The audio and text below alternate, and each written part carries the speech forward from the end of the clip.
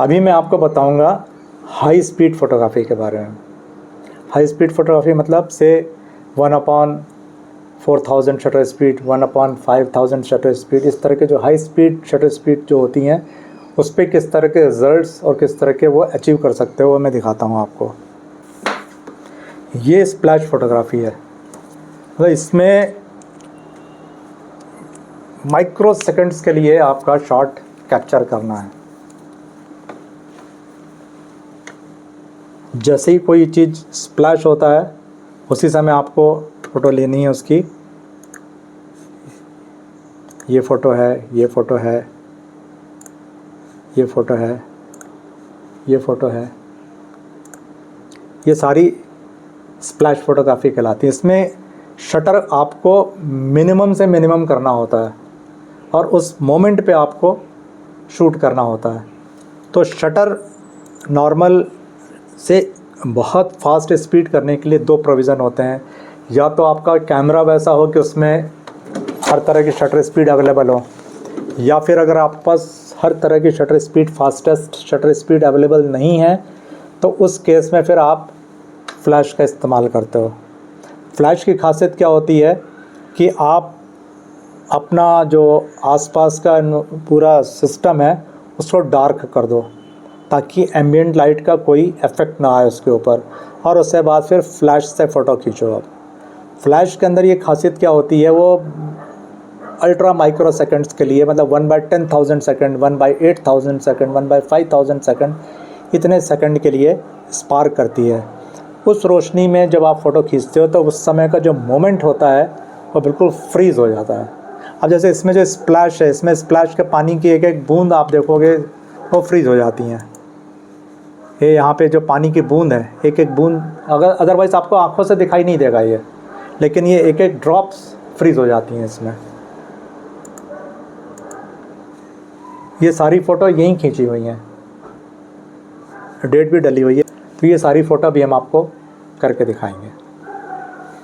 तो basically shutter speed अगर आपके पास 1/10,000 अवेलेबल नहीं है या 1/8000 अवेलेबल नहीं है तो आप क्या करो, आपका जो कैमरे का जो फ्लैश होता है इसकी जो पावर होती हैं वो अलग अलग पावर है इसमें, आप जानते ही हो। 1/128 भी होती है, 1/164 टाइम भी होती है, 32 टाइम भी होती है।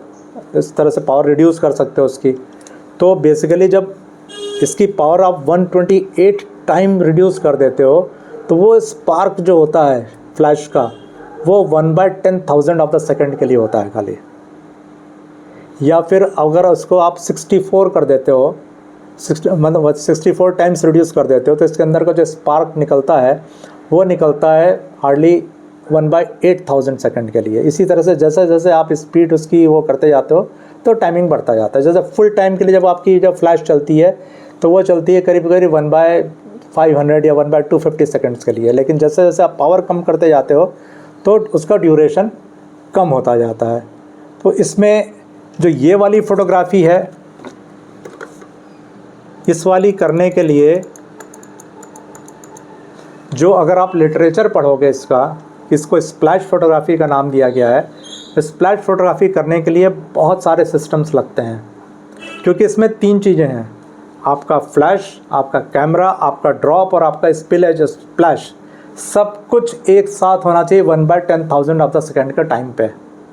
वो टाइम आपको अचीव करना है। तो इसके लिए एक तरीका तो ये होता है कि इस वाली जो सरफेस होती है वहाँ पे सेंसर लगा दिए जाते हैं कि मेरा पार्टिकल जैसे ही पानी को टच करेगा वैसे ही मेरा कैमरा और मेरा फ्लैश दोनों एक साथ काम करेंगे। आपके पास कुछ भी नहीं है, ना तो आपके पास सेंसर है, ना आपके पास इस तरह के कोई गैजेट्स हैं, लेकिन आपके पास एक कैमरा है और आपके पास एक फ़्लैश है। आप भी अच्छा, उसमें एक चीज़ और भी होती है कि बर्स्ट मोड में डाल के भी कर लेते हैं लोग।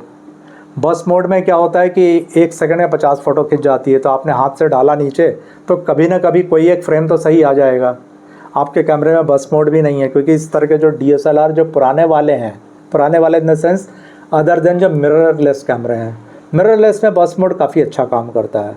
मिररलेस में आपका 1 मिनट 1 सेकंड में करीब करीब 40 फ्रेम के भी कैमरे हैं, लेकिन इस तरह के जो DSLR हैं उसमें 1 सेकंड में 3-4 मैक्सिमम 5 फ़ोटो ले सकते हो आप। तो 1 सेकंड में 5 फ़ोटो मतलब क्या स्पीड हुई, वो तो इतनी देर में तो सब निकल जाएगा। यहाँ तो 1/10,000 की बात हो रही है। तो इसमें आपको अपने एक्सपर्टाइज से फ़ोटो लेना होगा और वो आप कर सकते हो, मैं करके दिखाऊंगा अभी आपको। तो बेसिकली जो स्प्लैश फोटोग्राफी है उसके लिए कुछ नहीं करो, आप सिंपली आपका कैमरा है उसको आप ट्राइपॉड पे माउंट कर दो। आपका फ्लैश है उसको अगर आप कैमरे पे माउंट नहीं करना चाहिए, थोड़ा एक एंगल पे माउंट करना चाहिए। अगर आपके पास ऑफ कैमरा फ्लैश नहीं है तो कोई बात नहीं, आप कैमरे की फ्लैश भी यूज़ कर सकते हो। ये वाली जो फ़ोटो है वो कैमरा माउंटेड फ्लैश से खींची गई है। ये वाली जो फ़ोटो है जैसे बिल्कुल फ्रंटल फ्लैश है, कैमरे के ऊपर माउंट है फ्लैश। ये वाली जो फ़ोटो है ये साइड से खींची, इधर देखो ना, यहाँ से लाइट दिख रही है ज़्यादा यहाँ पे, तो ये साइड से डाली फ्लैश। तो आपके अलग अलग तरीके हैं, आप सामने से डालो, किधर से डालो, ऊपर से डालो, कोई दिक्कत नहीं है। अभी हम लोग करके देख लेंगे वो। तो इसमें आप अलग अलग तरीके से अपनी फ्लैश को यूज़ कर सकते हो, ठीक है। इसको बेसिकली आप अपना जो आइटम है उसको एक जगह प्लेस कर दो, अपना जो कैमरा है उसको ट्राइपॉड पे प्लेस कर दो, शटर इसकी जो फ्लैश है उसको भी किसी एक जगह प्लेस कर दो, प्लस आपका जो ड्रॉप है आइटम का और आपका जो शटर है वो दोनों सिंक्रोनाइज होना चाहिए। वो दोनों अगर आपने सिंक्रोनाइज कर दिया तो आपको इस तरह की फ़ोटोज़ आ जाएंगी। वो मैं आपको भी करके दिखाता हूँ। सबसे पहले इसको फोकस किया हमने, जार को जिसकी हमें फ़ोटो खींचनी है। फोकस करने के बाद इसको हमने इसमें इतना शटर स्पीड लगाया, 200 से ऊपर नहीं जा सकते। 200 से ऊपर इसलिए नहीं जा सकते, 200 के ऊपर फ्लैश काम नहीं करेगी, ठीक है। तो हमारा ऑब्जेक्टिव अभी ये है कि नॉर्मल लाइट में बिना लाइट के ये पूरा सिस्टम परफेक्ट डार्क हो जाए। तो अभी हमने 200 की शटर स्पीड लगा दी और इसमें हमने 10 का डायफ्राम लगा दिया। देखते हैं क्या होता है।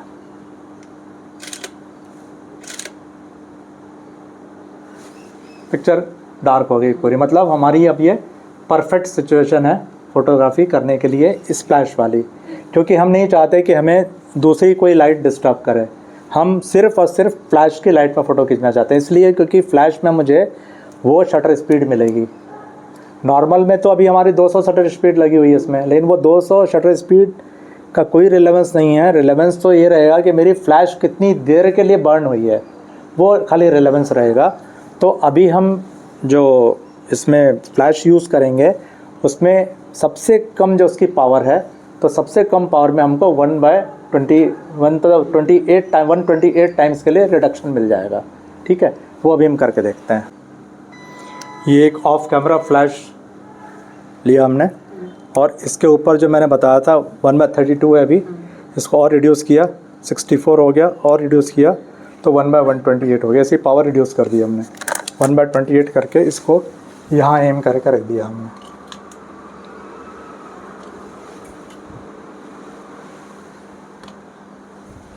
और इसका ये ट्रिगर यहाँ लगाया,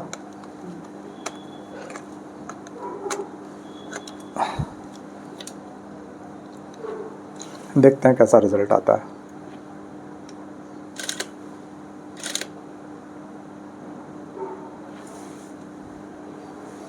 ठीक है, इसकी रोशनी फ्लैश की रोशनी में है। उससे पहले जो फ़ोटो खींची बिल्कुल डार्क हो गई थी, अभी फ्लैश की रोशनी में फ्लैश का फ़ोटो आ रहा है ना। अब हमारा एम ये होना है अगली बार में कि मेरा फ्लैश और मेरा सिंक्रोनाइजेशन शटर का दोनों साथ साथ होना चाहिए। ये लगाया मैंने हाथ यहाँ पे, ओके, और ये लगाया मैंने इधर, दोनों साथ साथ होना चाहिए। चलो तुम डालो, मैं पकड़ा हूँ फ्लैश हाथ में।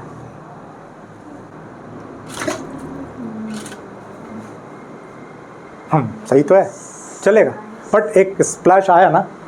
चलो फिर से करो, ये बहुत अच्छा आएगा, आएगा और है। उस नींबू को भी अंदर डाल दो पानी के। हाँ।